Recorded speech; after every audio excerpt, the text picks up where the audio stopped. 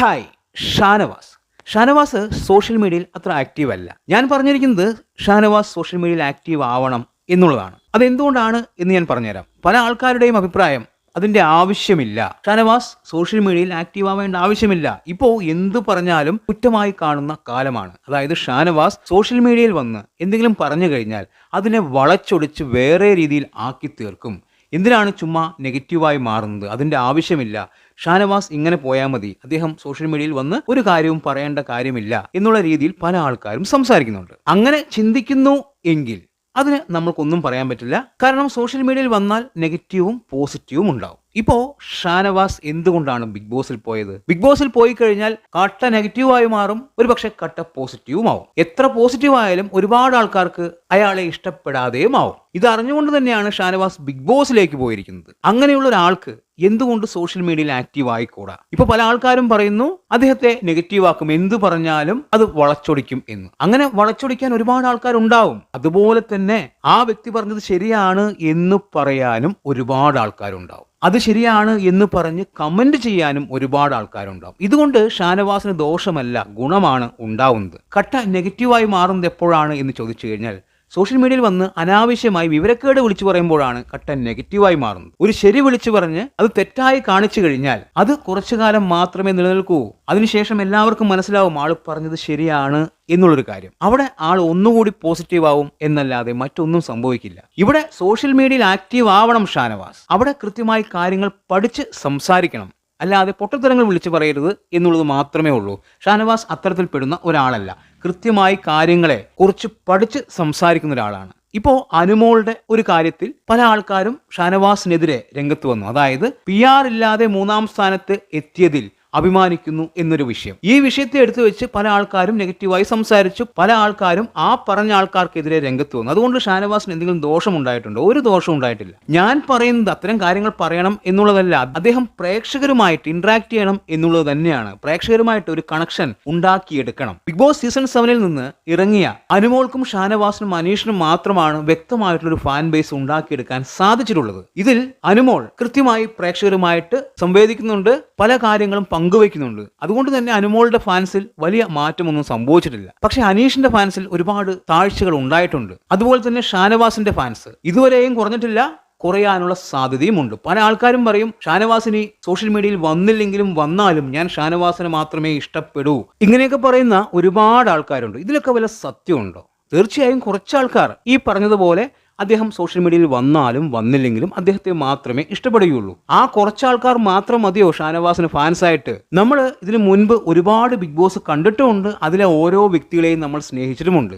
പക്ഷെ ഓരോ സീസൺ കഴിയുന്തോറും അവരെ നമ്മൾ മറന്ന് മറ്റൊരാളിലേക്ക് പോകും. ഇതാണ് സംഭവിക്കാറ്. ഇപ്പോൾ കഴിഞ്ഞ സീസണിൽ ജിൻഡോയ്ക്ക് വലിയ രീതിയിലുള്ളൊരു ഫാൻ ബേസ് ഉണ്ടായിരുന്നു. ഇപ്പോൾ ഷാനവാസ് ഉണ്ടാക്കിയെടുത്ത ഫാൻ ബേസിനേക്കാളും വലിയ രീതിയിലുള്ള ഫാൻ ബേസ് ആ സമയത്ത് ജിൻഡോയ്ക്കുണ്ടായിരുന്നു. എൻ്റെ വീഡിയോയ്ക്ക് താഴെ ഒരുപാട് ആൾക്കാർ കമന്റ് ചെയ്തിട്ടുണ്ട്, ജിൻഡോ ഇനി എന്ത് ചെയ്താലും പറഞ്ഞാലും ഞങ്ങൾ ജിൻഡോയ്ക്കൊപ്പം, ജിൻഡോയെ വിട്ടിനി മറ്റൊരാളിലേക്കും പോവില്ല എന്ന് ഒരുപാട് ആൾക്കാർ പറഞ്ഞിട്ടുണ്ട്. ഇപ്പോൾ അത്തരം ആൾക്കാരെ ജിൻഡോയോടൊപ്പം കാണുന്നില്ല, ജിൻഡോയ്ക്ക് വേണ്ടി സംസാരിക്കുന്നില്ല, അവർ മറ്റൊരാളിലേക്ക് പോയി. നമ്മളെല്ലാവരെയും ശ്രദ്ധിക്കുന്നുണ്ട്. ആ കമന്റ് ഇട്ട ആൾ ഇപ്പോൾ എന്ത് ചെയ്യുന്നു അതെല്ലാം നമ്മൾ നോക്കലുണ്ട്. അയാൾ ഇപ്പോൾ നമ്മൾക്ക് കമന്റ് ചെയ്യുന്നുണ്ടോ എന്ന് നമ്മൾ നോക്കലുണ്ട്.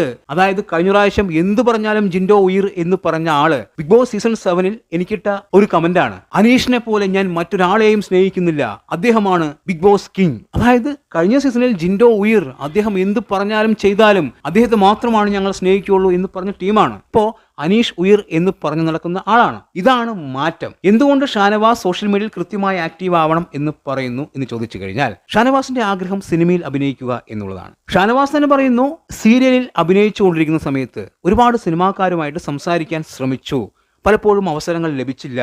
ബിഗ് ബോസിൽ പോയതിന് ശേഷം ഞാൻ സിനിമാക്കാരുമായിട്ട് സംസാരിക്കണം എന്ന് പറയുമ്പോഴേക്കും നമ്മൾക്ക് അവർ അവസരം തരുന്നു എന്നുള്ളൊരു കാര്യം ഷാനവാസ് തന്നെ പറയുന്നുണ്ട്. അതായത് ബിഗ് ബോസിൽ പോയതിനു ശേഷം എല്ലാവർക്കും നമ്മൾ വേണം എന്നുള്ളൊരു ചിന്തയുണ്ട് എന്നുള്ളതാണ്. എന്താണ് അതിനുള്ള കാരണം? ബിഗ് ബോസിൽ പോയതുകൊണ്ടാണോ? ബിഗ് ബോസിൽ പോയതുകൊണ്ടല്ലാതെ ഷാനവാസിന് ഇപ്പോൾ കൃത്യമായിട്ടൊരു ഫാൻ ബേസ് ഉണ്ട് എന്ന് മനസ്സിലാക്കിയത് കൊണ്ടാണ് അത്തരം ആൾക്കാർ ഷാനവാസിനെ സ്വാഗതം ചെയ്യുന്നത്. അതായത് ഷാനവാസിന് ഒരു ഫാൻ ബേസ് ഉണ്ട് എന്നറിയാവുന്നതുകൊണ്ടാണ്. മുൻപ് doctor Robin Bigg Boss season 4 കഴിഞ്ഞതിന് ശേഷം ഒരു സിനിമ അനൗൺസ് ചെയ്തു. അത് ഏത് രീതിയിൽ റീച്ചായി എന്ന് നിങ്ങൾക്കറിയോ? അതായത് വലിയ രീതിയിലാണ് അത് റീച്ചായത്. അതായത് കൃത്യമായിട്ടൊരു ഫാൻ ബേസ് ആ സമയത്ത് ഡോക്ടർ റോബിൻ ഉണ്ടായിരുന്നു.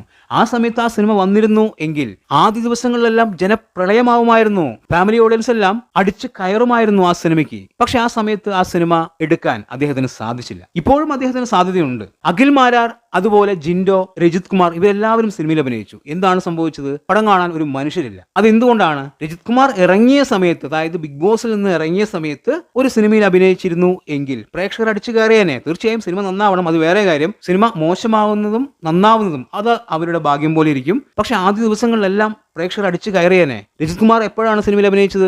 എല്ലാ ഫാൻ ബേസും താഴെ ഇറങ്ങി പോയതിനു ശേഷം അദ്ദേഹം ഒരു സിനിമയിൽ അഭിനയിച്ചു. കാണാൻ ആളില്ല. അഖിൽ മാരാറിന്റെയും കേസ് അങ്ങനെ തന്നെയാണ്. ഇവിടെ ഷാനവാസിന് ഫാൻ ബേസ് ഉണ്ട് എന്ന് അറിഞ്ഞുകൊണ്ട് തന്നെയാണ് പല ആൾക്കാരും ഷാനവാസിനോട് സംസാരിക്കുന്നത്.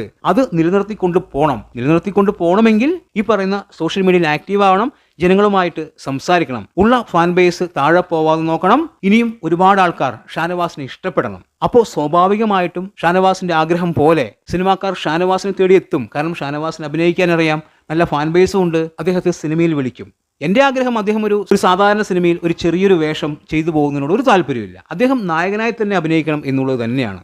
അദ്ദേഹത്തിന് നല്ല കഴിവുണ്ട്, അതുപോലെ തന്നെ നല്ല സ്ക്രീൻ പ്രസൻസും ഉണ്ട്. ഇപ്പോൾ ഡോക്ടർ റോബിനും ഷാനവാസിനും മാത്രമാണ് അത്തരമൊരു സ്ക്രീൻ പ്രസൻസ് നമ്മൾ കണ്ടിരിക്കുന്നത്. അതായത് മാസ് ഡയലോഗ് ഒക്കെ പറയുമ്പോൾ ഒരു നായകന്റെ ലുക്ക് ആ രീതിയിൽ കണ്ടിരിക്കുന്നത് ഷാനവാസിലും അതുപോലെ ഡോക്ടർ റോബിനും മാത്രമാണ്. ഇപ്പോൾ അഖിൽ മാരാർ എല്ലാം ഒരുപാട് മാസ് ഡയലോഗെല്ലാം അടിച്ചിട്ടുണ്ട്. പക്ഷെ അഖിൽ മാരാർ പറയുമ്പോൾ ആ ഒരു പഞ്ച് കിട്ടാറില്ല. പക്ഷെ ഷാനവാസോ ഡോക്ടർ റോബിനോ പറയുമ്പോൾ നല്ല രീതിയിൽ നമ്മൾക്കൊരു ഹീറോ പരിവേഷമാണ് അതിലൂടെ നമുക്ക് കിട്ടുന്നത്. അതായത് ഷാനവാസിനേക്കാളും ഡോക്ടർ റോബിനേക്കാളും നന്നായിട്ട് സംസാരിക്കുന്ന ഒരു വ്യക്തിയാണ് അഖിൽ മാരാർ. പക്ഷെ അഖിൽ മാരാർ പറയുന്നതിനേക്കാളും ഗംഭീരമായിട്ട് നമുക്ക് ഫീൽ ചെയ്യുക ഷാനവാസോ ഡോക്ടർ റോബിനോ പറയുമ്പോഴാണ്. അപ്പോൾ ഷാനവാസ് സിനിമയിൽ വരികയാണെങ്കിൽ നായകനായി തന്നെ വരണം എന്നുള്ളതാണ്. അദ്ദേഹത്തിന് കൈയടിക്കാൻ പ്രേക്ഷകർ ഉണ്ടാവണം. അങ്ങനെ കൈയടിക്കാൻ പ്രേക്ഷകരുണ്ടെങ്കിൽ തീർച്ചയായും സിനിമാ സംവിധായകരും പ്രൊഡ്യൂസേഴ്സും എല്ലാം ഷാനവാസിന്റെ കൂടെ നിൽക്കും, അദ്ദേഹത്തെ സിനിമയിൽ അഭിനയിപ്പിക്കുകയും ചെയ്യും. ഇവിടെ ഷാനവാസ് സോഷ്യൽ മീഡിയയിൽ ആക്റ്റീവ് ആവാതെ ഉള്ള ഫാൻസ് എല്ലാം പോയി അതിനുശേഷം സിനിമയിൽ അഭിനയിക്കുന്നു, ഒരു ചെറിയ വേഷം ചെയ്യുന്നു. തീർച്ചയായും അങ്ങനെ കാണാൻ ഞാൻ ഒട്ടും ആഗ്രഹിക്കുന്നില്ല. അദ്ദേഹം നായകനായി തന്നെ വരണം എന്നുള്ളത് തന്നെയാണ് എൻ്റെ ആഗ്രഹം.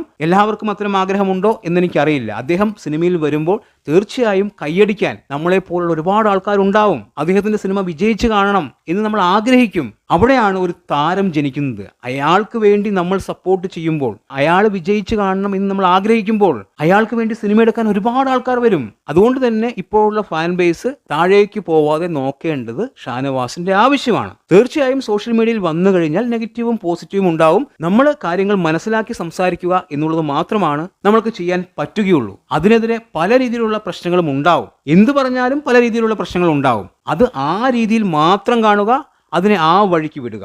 ഇപ്പോൾ നമ്മൾ അറിഞ്ഞുകൊണ്ട് തന്നെയല്ലേ ബിഗ് ബോസിലേക്ക് പോയത്? നെഗറ്റീവും ആവും പോസിറ്റീവും ആവും എന്ന് അറിഞ്ഞുകൊണ്ട് തന്നെയല്ലേ? ആ രീതിയിൽ ഇവിടെയും ചിന്തിക്കൂ. തീർച്ചയായും നിങ്ങൾക്ക് പോസിറ്റീവ് മാത്രമേ ഉണ്ടാവുകയുള്ളൂ, അത് മനസ്സിലാക്കൂ. ഇവിടെ പേടിച്ചു കഴിഞ്ഞാൽ, വളച്ചൊടിക്കും എന്ന് പറഞ്ഞ് പേടിച്ചു കഴിഞ്ഞാൽ പിന്നെ ആ രീതിയിൽ തന്നെ മുന്നോട്ട് പോവേണ്ടി വരും. നമ്മൾ താഴേക്ക് പോയിക്കൊണ്ടേയിരിക്കും. നിങ്ങൾ സോഷ്യൽ മീഡിയയിൽ ആക്റ്റീവ് ആയി കഴിഞ്ഞാൽ നിങ്ങളെ സപ്പോർട്ട് ചെയ്യാൻ നമ്മളെപ്പോലുള്ള ആൾക്കാർ ഒരുപാട് പേരുണ്ടാവും. നിങ്ങൾ ആക്റ്റീവ് അല്ലെങ്കിൽ ഞങ്ങൾ മറ്റു വിഷയങ്ങളിലേക്ക് പോകും. ഇപ്പോൾ നിങ്ങൾ എന്ത് പറഞ്ഞാലും അതിനെ സപ്പോർട്ട് ചെയ്യാനും അതിനെ പ്രേക്ഷകർക്ക് മുന്നിൽ എത്തിക്കാനും ഞങ്ങളെപ്പോലുള്ള ഒരുപാട് ആൾക്കാരുണ്ട്. ആ സപ്പോർട്ട് എപ്പോഴും കിട്ടണമെന്നില്ല. ഞാൻ എൻ്റെ കാര്യമല്ല പറഞ്ഞത്, പൊതുവേ ഉള്ള ഒരു കാര്യമാണ്. അതായത് നമ്മളിപ്പോൾ പ്രേക്ഷകർക്കിടയിൽ ഒരു ശ്രദ്ധാകേന്ദ്രമാണ്. ഇപ്പോൾ നിങ്ങൾ എന്ത് പറഞ്ഞാലും അത് നല്ല രീതിയിൽ പ്രേക്ഷകരിലേക്ക് എത്തിക്കാൻ ഞങ്ങളെപ്പോലുള്ള ഒരുപാട് ആൾക്കാരുണ്ടാവും. കുറച്ച് കഴിഞ്ഞ്, അതായത് മറ്റൊരാളിലേക്ക് ഈ ഫാൻ ബേസ് എല്ലാം പോയി കഴിഞ്ഞതിന് ശേഷം നിങ്ങളൊരു കാര്യം പറഞ്ഞു കഴിഞ്ഞാൽ അത് പ്രേക്ഷകരിലേക്ക് എത്തിക്കാനോ അതിനെ നല്ല രീതിയിൽ സംസാരിക്കാനോ ഇവിടെ ഒരാളും ഉണ്ടാവില്ല. അത് മൈൻഡ് പോലും ആരും ചെയ്യില്ല.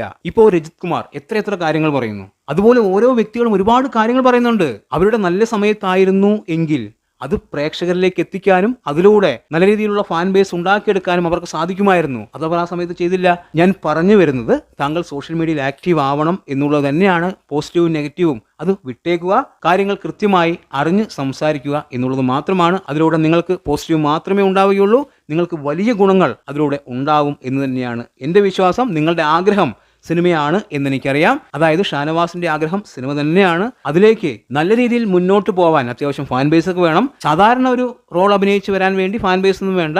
പക്ഷെ നിങ്ങൾ ഉദ്ദേശിച്ചതുപോലെ, നിങ്ങൾ ചിന്തിച്ചതുപോലെ എത്തിപ്പെടണമെങ്കിൽ തീർച്ചയായും നല്ല രീതിയിൽ ഫാൻ ബേസ് വേണം. അതിന് ഇപ്പോൾ ശ്രമിച്ചാൽ മാത്രമേ അത് ഗുണകരമായി വരികയുള്ളൂ.